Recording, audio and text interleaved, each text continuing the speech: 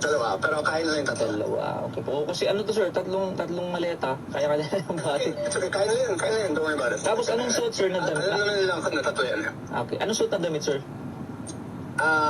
Naka-jacket parehas. At eto na nga mga kababayan, breaking news. Franco Mabanta, arestado dahil sa pamba-blackmail umano kay Martin Romualdez. For my life. Well, thank you for the question. At syempre dahil sa balita na yan, pambansang fake news ng Pilipinas, Claire Castro nagpakalat na naman ng kasinungalingan para ang amo niya ay hindi malagay sa kahihiyan.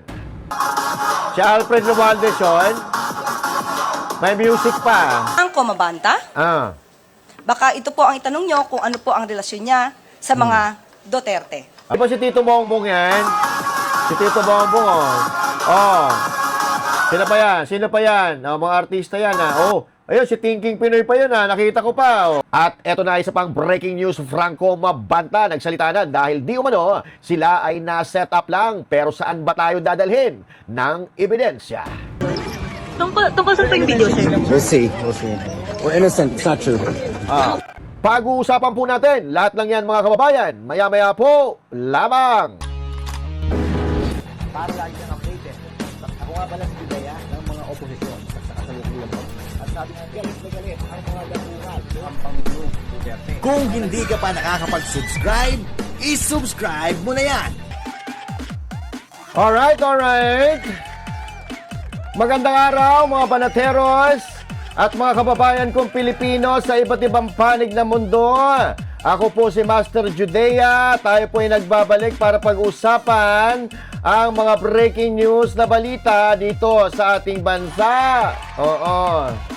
At syempre, patuloy natin nababanatan ang mga salot, mga kawatan sa lipunan at papalakpakan ang mga tao at personalidad na tunay na nagmamahal sa ating bayan. Palakpakan natin yan. Dahil kapag mahal mo, ipaglaban mo. Huwag kang magpapabudol sa mga demonyo. Okay, di ba? At syempre, bago tayo magsimula, grabe, no? Oo, nagkakabudulan na naman tayo. Nagkakalaglagan at nagkakaset-upan. Ang ingay-ingay na ng Pilipinas, ang gulo-gulo. Oo. Bakit hindi pa kasi palitan yung presidente na yan? Oo. Yung mga politiko na mga kupal, mga magnanakaw, mga salot na yan ay nagiging dahilan ng kaguluhan sa ating bansang Pilipinas. O, di ba? So ngayon, gagulo-gulo na. Hindi na malaman kung kaninong supporter itong si Mabanta. Siya ba ay DDS? Siya ba ay supporter ni Marcos Jr.? Siya ay supporter... Kanino ba talaga to? Baka ay Trillanes yan, ha? Baka supporter ni Trillanes yan, ha? Oo. Okay, but anyway, pag-uusapan natin mga kababayan ang pagka-aresto dito kay Franco Mabanta at pag-usapan din natin ang kasinungalingan ni Claire Castro at tingnan natin kung kanino ba talaga itong si Mabanta, kay Duterte ba o kay Marcos. Oo. At matindi mga kababayan, ha? Matindi po ang ebidensya na inilabas ng NBI na sigurado ako ay hindi ito malalagpasan ni Mabanta. Oo. Pero tingnan natin, pero ito ay paglalabanan ng mga ebidensya. Pero bago yan, huwag kakalimutan na mag-subscribe sa ating YouTube channel. Huwag din kakalimutan na mag-follow sa ating FB page. At syempre, huwag kakalimutan na mag-share, mag-comment at mag-like sa ating mga ina-upload na video. Okay. Okay, kumusta? I-comment nyo nga kung taga saan kayo. I-comment nyo kung kumain na kayo. Kung ano ulam nyo. Kung saan kayo. Kung ano ginagawa nyo ngayon. Okay. Kung ano ba ginagawa nyo, huwag yung bastos, baka mamaya kung ano-ano na naman i-comment nyo dyan. O di puta talaga, no? Ang init-init na nga ng panahon, ang gulo-gulo pa ng Pilipinas. Bakit kaya ganoon? Ganyan talaga pagka bumoboto kayo ng mga kupal. Kupal din ang nilalagay sa gobyerno. Ang mangyayari sa Pilipinas, kakupalan. O di ba? Kung ano-ano na nangyayari. Eto na nga mga kababayan, pag-usapan na po natin. Bakit ang ingay-ingay kasi nito? Wag ka na maingay. Tingga ka muna. Tingga ba? Ayan, Pwede namang hindi maingay, di ba? Eto na nga. Pag-usapan natin, mga kababayan, breaking news, inaresto si Franco Mabanta at siya po ay founder ng online business na PGMN or Peanut Gallery Media Network. Siya po ay inaresto sa pangingikil umano ng 35 million kay Romualdez kapalit ng isang 90-minute video na naglalaman ng mga ebidensya na nag-uugnay kay Romualdez sa issue ng flood control. So ito muna, patikim muna tayo ha. Patikim, ano ba yung patikim na yan? O, ayan nga, nakaposa, so, di ba? O, eto po sila kanina, noong hinuhuli po sila, mga kababayan, o. Ayan po.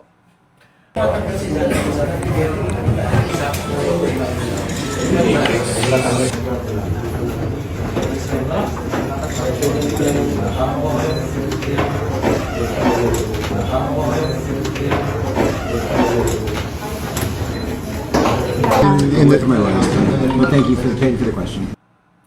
Relax na relax you, sir, ha? Di ba? Oh, just wait for a liar, ha? Oh, relax na relax. So, bakit kaya siya relax na relax? Wala ba siyang kasalanan? Di ba? Oo. Kanina po, nagkaroon po ng press con si Matibag tungkol sa pagkakahuli niya kay Mabanta. At ito po ay naganap. Itong pagkakahuli ay naganap ito Martes po ng gabi. Kagabi. Sila po ay in-inquest na kanina at kasalukuyan po na pinoproseso na. At ito ay siyempre pagkatapos na i-inquest, ipapasok po ito sa loob ng selda na hindi pa natin alam kung anong selda, kung saan ba sa Pasig. Ha? Pero bago tayo magkomento, panoorin muna natin ang buong konteksto para malaman natin at meron tayong paghuhugutan at malaman natin kung paano natin ipapaliwanag. Panoorin po natin ang buong video. Inaresto ng National Bureau of Investigation o NBI ang social media personality na si Franco Mabanta at 4 na iba pa. Dahil umano yan sa pambablackmail kay dating Speaker Martin Romualdez. Para nga sa iba pang detalye, live mula sa NBI headquarters sa Pasay City, may express report si Gio Robles. Gio, ano bang mga reklamo ang isinampa mismo kay Mabanta? Nikki, extortion o pangingikil ang reklamong kinakaharap ni Mabanta at 4 na iba pa. Ayon sa NBI Organized Transnational Crime Division, sinubukan umanong kikilan ni Mabanta si dating House Speaker Martin Romualdez. Humingi umano si Mabanta ng 350 million pesos kay Romualdez kapalit ng hindi paglalabas ng sensitibong impormasyon na nag-uugnay sa kanya sa isang flood control project. Kalaunan, ibinaba umano sa 300 million pesos ang hinihingi ni Mabanta na babayaran sa 4 na tranche o 4 na hulugan na tig 75 million pesos. Naaresto sila Mabanta sa isang exclusive village sa Pasig gabi nitong Martes, May 5. Nakipagkita sila Mabanta sa isang agent na nagpanggap na tauhan ng dating House Speaker. Nang matanggap ang marked money, dito na gumalaw ang mga operatiba ng OTCD. Sumama ang News 5 sa operasyon kagabi. Doon nga, sinubukan natin silang makapanayam, lalo na si Mabanta, pero itinanggi nila ang paratang.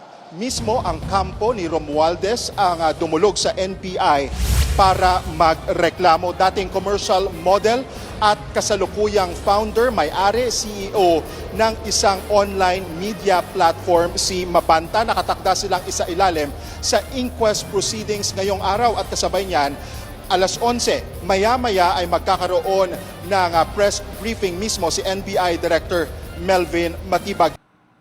Okay, so, nagkaroon na po ng kanina, press con, di ba, nasabi na natin. At ngayon, kasalukuyan po sila na automatic, kay kagabi pa ito, na-inquest na po ito. So ngayon, itong ano ba yung kaso? Extortion daw, mga kababayan. Ang extortion, base sa ating pagsisiyasat, sa Pilipinas, karaniwang bailable ang kasong extortion. Pero depende ito sa eksaktong kaso at parusang kaakibat nito. Mahalagang tandaan, ang extortion ay hindi laging hiwalay na krimen sa revised penal code. Madalas itong pumapasok sa mga kasong tulad ng robbery with intimidation, grave threats, light threats, coercion, attempted robbery, extortion, or minsan may kaugnayan sa cybercrime kung online nangyari. Kailan bailable? Sa ilalim ng konstitusyon, bailable ang offense kung ang parusa ay hindi reklusyon perpetua o life imprisonment.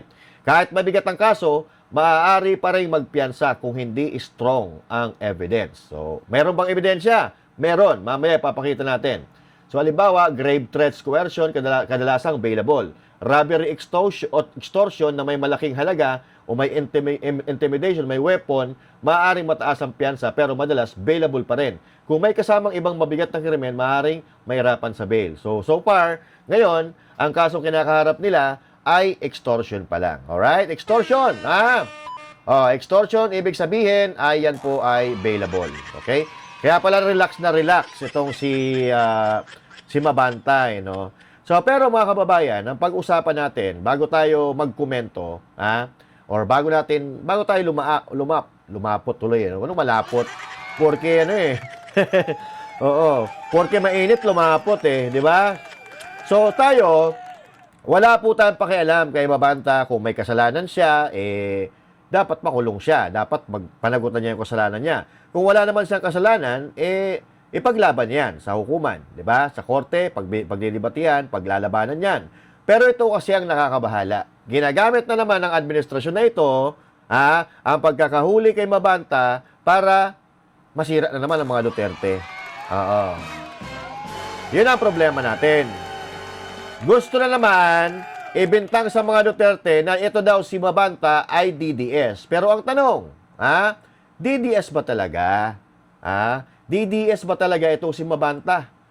Kasi ang pagkakakilala ko dito, ngayon ko lang ito narinig ko yung pangalan niya. Pero wala yung kaugnayan sa mga nakakilala natin na mga Duterte supporter. So kanina, sa press briefing po ni Claire Castro ng PCO ay para bang sinasabi ni Castro na may kaugnayan si Mabanta sa mga Duterte. Siya daw ay DDS. So, tugmang-tugma po ito diyan sa mga ginagawa ng Kongreso, ginagawa nilang paninira kay BP Sara Duterte at sa mga Duterte. So, pasok po pasok po ang branding ni Claire Castro. Abay, eto nga, tanungin daw ang mga Duterte kung ano daw ang kaugnayan sa kanila ni Mabanta. Abay, huling-huli na naman, mga kababayan, ang kasinungalingan ni Claire Castro.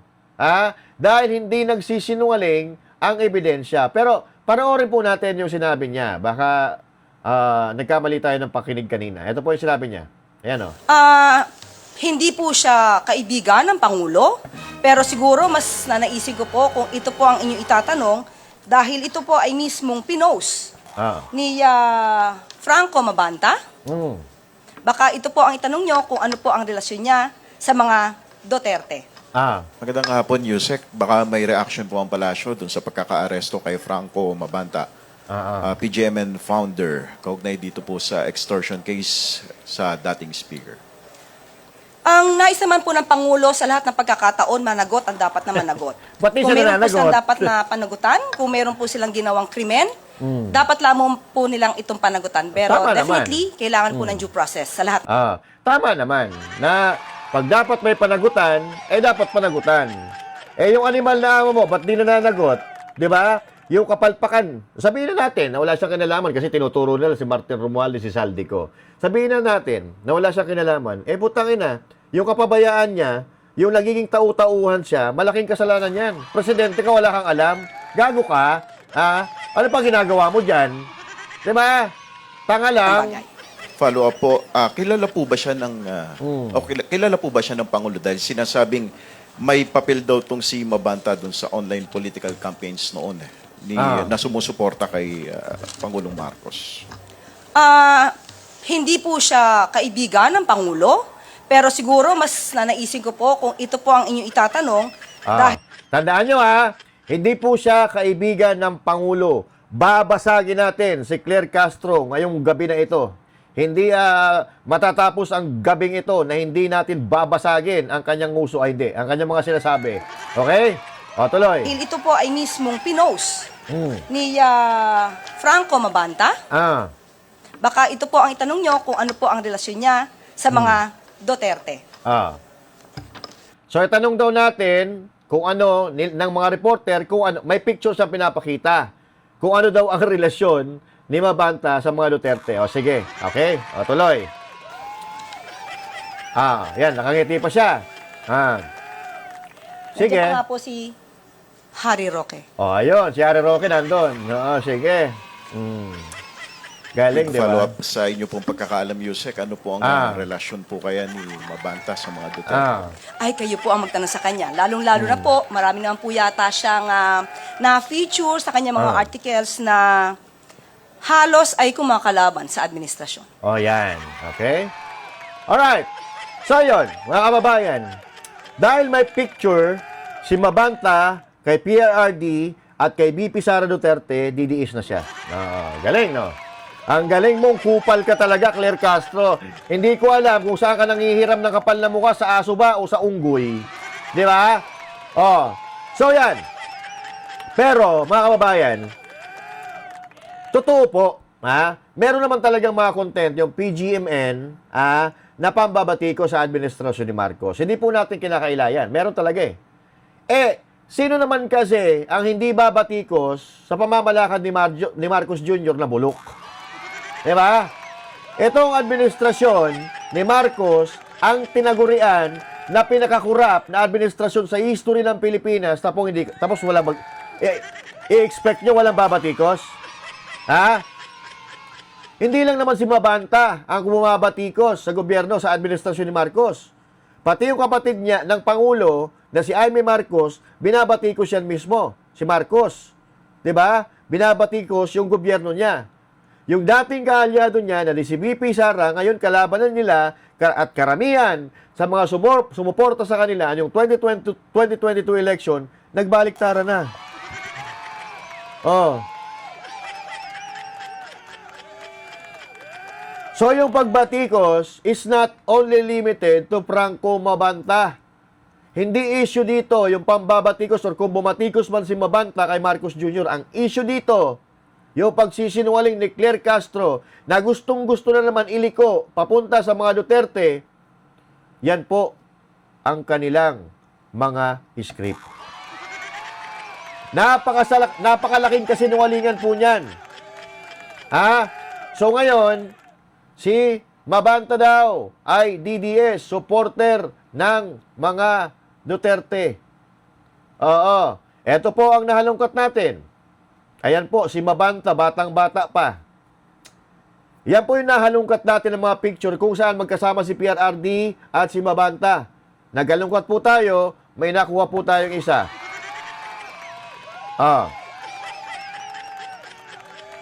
Naganap din po tayo na mga picture na magkasama si BP Sara Duterte at si Mabanta, may nakuha rin tayong isa.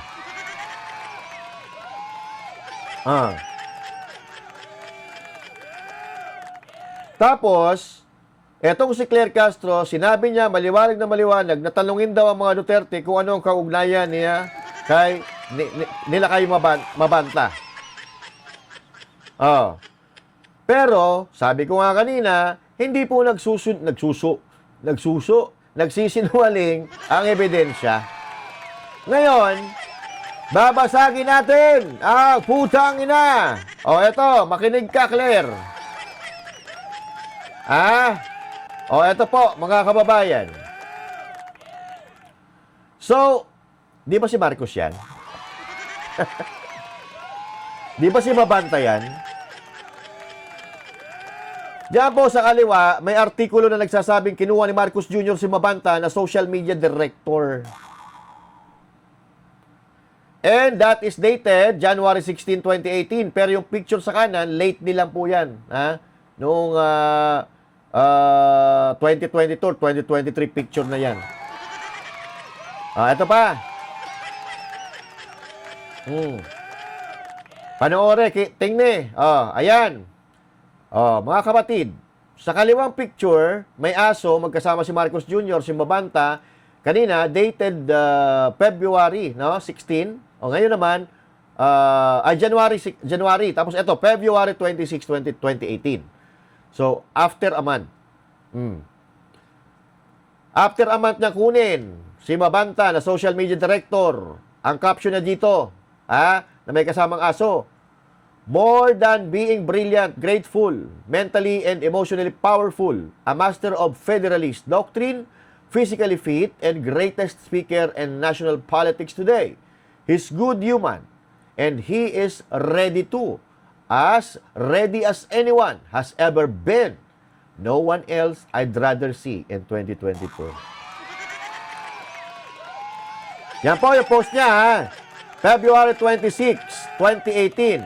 So, ibig sabihin, ito po yung mga panahon na budol pa yung mga Pilipino kay Marcos Jr. dahil kaalyado si BP Sara.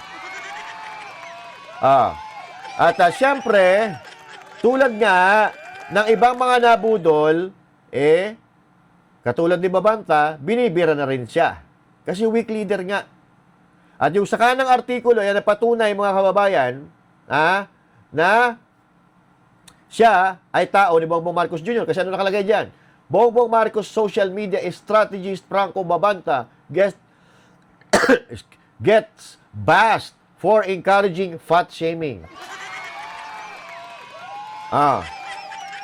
And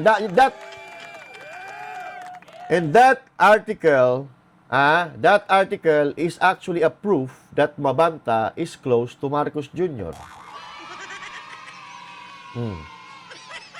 Diba? At syempre, mga kababayan, eto pa, sunod. Ano to? Ayan. Yung sa kaliwa, yan ang sinasabi ni Claire Castro. Pinanindigan niya na hindi daw talaga magkaibigan si Marcos Jr. at si Mabanta. Pero kung makikita po natin yung caption sa picture, sa bandang kanan, sige, basahin natin, ha?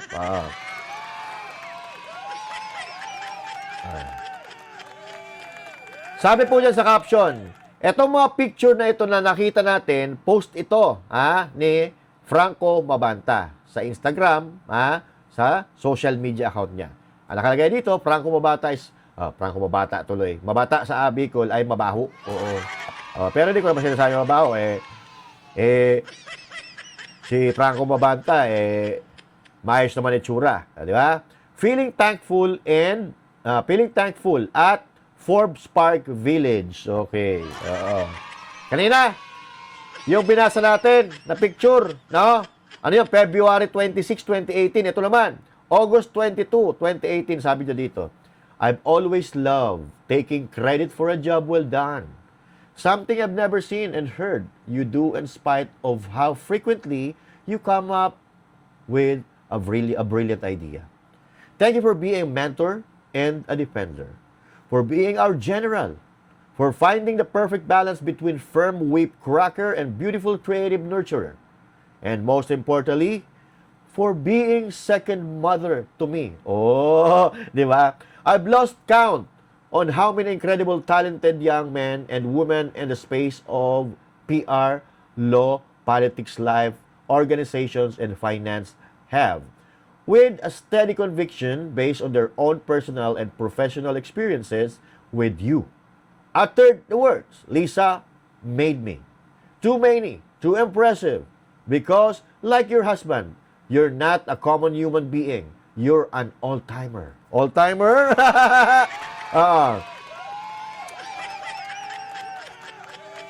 Sabi pa niya dito, happy birthday, dearest Tita Buttes. Beautiful daw si Lisa. On behalf of all the people whose lives you've elevated for the better, thank you. And know that you are loved beyond measure. So, first day I met you guys, my cam didn't have battery. So, ibig sabihin, mga kababayan, hindi lang kaibigan, kundi mentor at defender pa niya ang mag-asawang Marcos at Lisa. Second mother pa nga, sabi ni Mabanta, di ba? So, dito, sa post na ito, durog na naman ang walang hiyang sinungaling ng Malacanang na walang iba kundi si Claire Castro. So, paano niya ngayon ipapaliwanag ang mga actual post ni Mabanta na yan? Akala kasi ng gagang bobo na Claire Castro na ito, mga bobo rin ng Pilipino katulad niya. So, bawat salita niya, sinasampal siya ng ebidensya, pinagtatawanan siya ng madlang people. Wala na. Ano ba pag-uusapan natin ngayon? Wala na tayong pag-uusapan. So, ayan pa. Magkakasama na naman sila mag-asawang Marcos, si Lisa. Kilala ko yung iba dyan. Andyan si, ano ba? Ayan, si James Deakin, Marcos Jr., Lita Aranesa tuloy. Araneta, Anton Lagdameo, so mga kaibigan, circle of friends yan, ha? Ni Lisa Marcos. So ito ay patunay ulit na magkaibigan si Franco Mabanta, Marcos Jr., Lisa Marcos. Oh. So, ako putang ina, no? Hindi ako makikipagkita ng paulit-ulit sa tao na hindi ko naman kaibigan. Diba? O yan, si Enrile nandyan pa nga, kasama nila. Pero deads na yan, next na tayo. Diba? O ito, yan, si Tita Lisa yan, diba? O yan, si Franco Mabanta.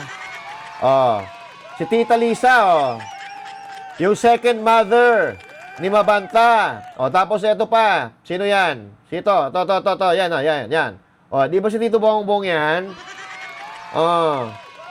Diba? So, na ang tanong, meron bang hindi magkaibigan na nagyayakapan? Unless magsyota kayo, magjowa kayo, wala tayong magagawa kung magyakapan yung mga yan. Diba? So, meron bang hindi magkaibigan na nagyayakapan? Putangin na mo, hindi mo na kita kaibigan, tapos yayakapin mo ako, patukan kita eh. Diba? So, hindi kaibigan. Pero sinabi ni Franco Mabanta, second mother, mentor, defender, si Marcos Jr. at si Lisa Marcos. At ito pa, ang pinakamalalang ebidensya sa birthday, birthday ni Franco Mabanta, isang birthday niya, isang birthday celebration, ay pinaghanda pa siya ni Tito Bongbong na mentor niya at ni Tita Lisa na second mother niya. Tapos, sasabihin ni Claire Castro na hindi sila magkaibigan. Saan ka kumukuha ng kapal ng muka? Makapal na nga mukha mo, sa demonyo pa ugali mo. Sinungaling kang bruha ka. O eto, panoorin mo. Lintik na to. Hoy!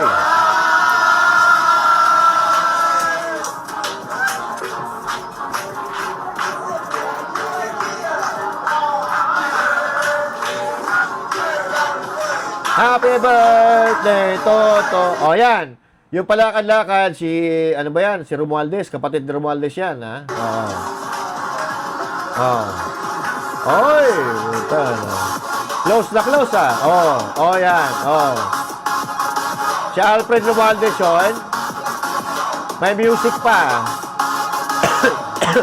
Mukhang maano tayo sa music nito, ha? Makaka-copyright tayo, ha? Di ba si Tito Bongbong yan? Si Tito Bongbong,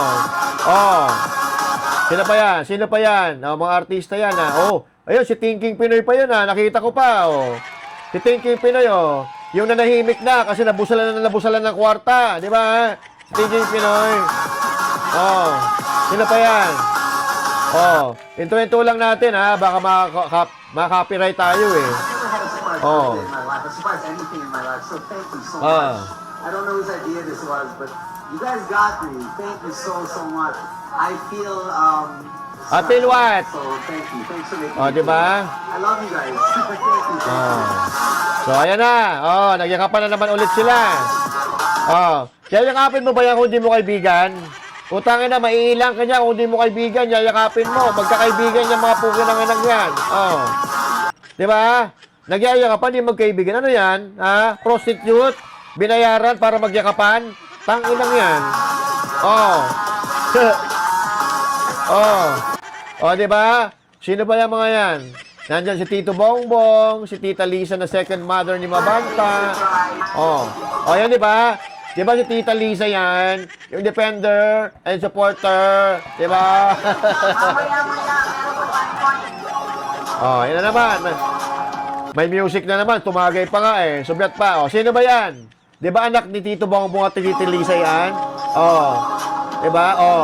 Diba anak ni Tito Bongbong tsaka ni Tita Lisa yon? Tapos sasabihin mo hindi magkaibigan? Gago ka ba? Putang ina mo, Claire Castro. Magpakamatay ka na. Gago. Nakita ko pa yan, Kilala ko yan, Si ano,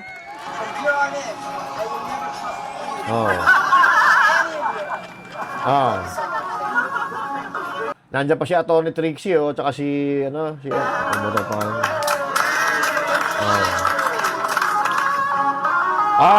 Ayan Franco Mabanta, di ba?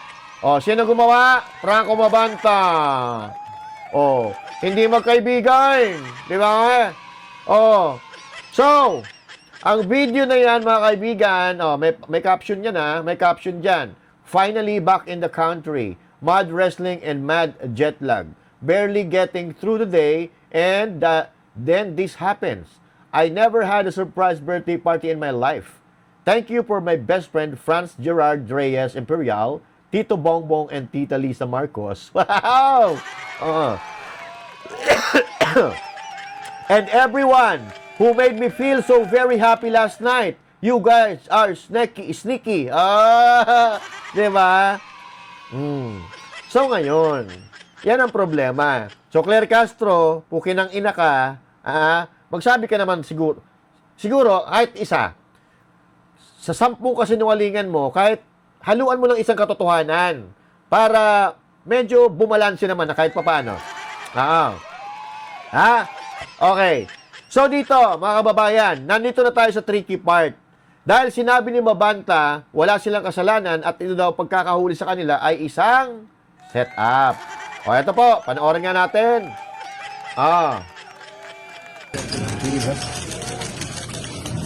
We'll be fair. We have complained with enemies. Of course, you're a very fighter. Matibag, kami may reklamo sa'yo.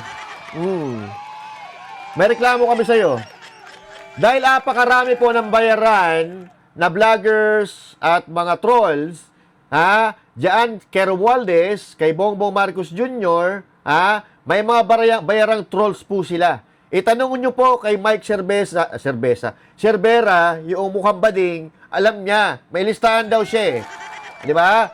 Minura nga niya yung ibang mga vloggers na kinuha nila kasi kung saan-saan lang daw kinuha ni Martin Romualdez, di ba? So ngayon, tanungin nyo siya. So wag naman sa kabilang side lang ang hinuhuli. Hulihin nyo rin. Kung ikaw ay mayroon kang dangal talagang putangin na ito, matibag na to hulihin mo rin. So, hulihin nyo si Mabanta lang. Pero diyan, nagbubuhos ng pera na napakalaking halaga, Sinabi yan mismo ng vlogger ni Marcos Jr. Bakit hindi nyo hulihin yung mga putangin ng yan? Tapos pagbibintangan nyo, kaming mga Duterte supporter na wala namang nagbibigay. Diba? Sapat na yung ipinakita sa amin ni Pangulong Duterte, yung mga proyekto niya na nagagamit namin dati para suportahan namin sila. Yan. Kaya matibag, pumunta ka rin sa kabila. Tawid-tawid ka rin ng bakod para makita mo, yung mga nagwawaldas ng pera ng gobyerno. Hindi yung mga patay na pa-set up na. Sige lang, kaya na kayo. Bait-baitan ka pang hayop ka Tungkol sa yung video, sir? We'll see. We're innocent. It's not true. Sabi niya, we are innocent. It's not true. So ibig sabihin, ano ba nangyari dito? At sinabi niya, set up. Sir, how innocent? Completely. Sir, bakit tingin niyo po ay you were arrested if you are innocent naman po? You talk to my lawyer. Sir, it's not true. Social media. I haven't seen it. I don't have my phone. Ito, bababa. It's not true. Definitely not true. Sir, how about the video? Sir, about flood control yun? Sir, about the investigation? Flood control yun, sir? What about the investigation from the House, sir? Ano? Mr. Mabanta, what about the investigation plan by the House? Do you claim that this is an attack on the press? Yes. Do you claim it? On record? I do.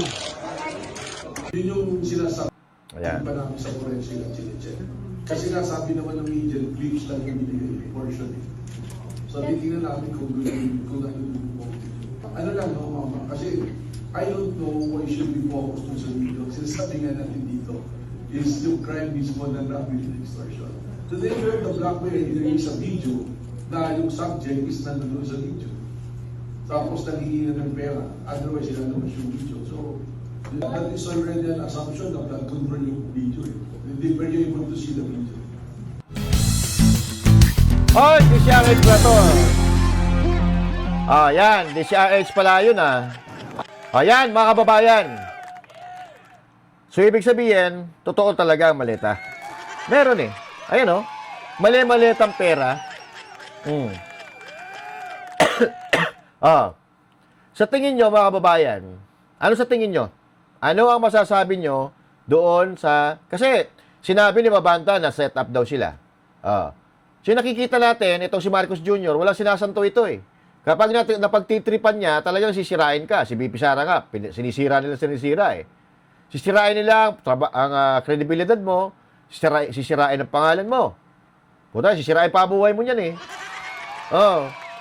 Kapag natripan ka niyan, napagtripan ka, sisirain ka talaga. Kahit kaibigan niyan, tataluhin niyan. Pwede niya ipakulong. Halimbawa, si PRRD, di ba? Si Pastor Apollo Sikibuloy, pinakulong niya, di ba? Pero yung dalawang apelyido na yon, yung unang tumulong sa kanya na may panalo yung pagiging presidente niya. Di ba? Ngayon, delikado ito sa Mabanta. Dahil sa tingin ko, siya ang kauna-unahang casualty ng drama ng magpinsan na si Romualdez at si Marcos. Natandaan po natin si Marcos Jr., hawak niya NBI. Siya naglagay diyan kay Matibag. At ang kampo ni Romualdez ay nagsumbong na umano sa NBI. Putay na nag-aaway kayo tapos lalapit ka sa NBI na alam mong yung pinsan mo ang naglagay nandyan. So hindi kaya pinaglololoko tayo ng mga ito? Hindi kaya pinaglololoko nila ang mga Pilipino at gusto lang nila na ubusin ang mga kritiko. Ito kasi marami nanonood dito sa PGMN, mga kababayan. Pero ang problema kasi dito, marami ang nanonood sa PGMN and at the same time, marami ang sumusuporta sa kanila eh. Kasi puro mga batikos sa current administration, alam naman natin yan. Pero bakit? Ididikit yan kay Pangulong Duterte. Bakit mo ididikit sa mga DDS? Hindi nga namin kilala yan si Mabanta eh. Diba? Na kami, noon pa, sumusuporta na kay PRRD, ni minsan, di naman namin nakita sa mga sorties or mga meeting na may kinalaman ng mga Duterte. So, bakit nila ipinipilit na idinidikit ngayon? Para ilisang issue, at iligtas na naman si Marcos Jr. Diba? Na nakita naman natin, hindi nagsisinungaling ang ebidensya, ayun, napakaraming video, picture, nagyayakapan pa sila. Samantalang ang nakita nating picture na magkasama sila ni PRRD at ni BP Inday Sara, idadalawa. Diba? So, wala tayong pakialam kung ano man yan si Mabanta, kung may kasalanan siya, like what I said a while ago, panagutan niya, may kasalanan siya eh. Pero, kung sinasabi niya na-set up siya, di magpatibayan na lang ng ebidensya. Pero ang problema kasi dito, may nakuhang ebidensya, yung nagpanggap, nakausap niya na magbibigay sa kanya ng mali-mali at pera. Ito yun. Sir. Hello? Hello, sir. Hello, sir. Malapit na kami, sir. Dito sa, na kami? Siguro mga what? Sir, tatawagin ko na siya, sir? Si Jimmy? Si Jimmy, Paano bang, ano naman yun, sir? Tao mo naman yun. Paano namin siya, ano ba papakilala? He's there lang, naka-face mask. Siya lang yung isa kong kasama na naka-face mask. Nandiyan lang sila. So you can just drop off the bag there. It's very, very easy. Papasok sa driveway. Paano, sir? Bigay mo lang. They're my trusted people. Sa kotse, sir? Or paano ba? Idadalap sa sakyan nila? Paano, sir? Sir? So yung tao, bro, nandiyan lang. His name is Jimmy. Dalawang tao na naka-face mask. So you can just see him.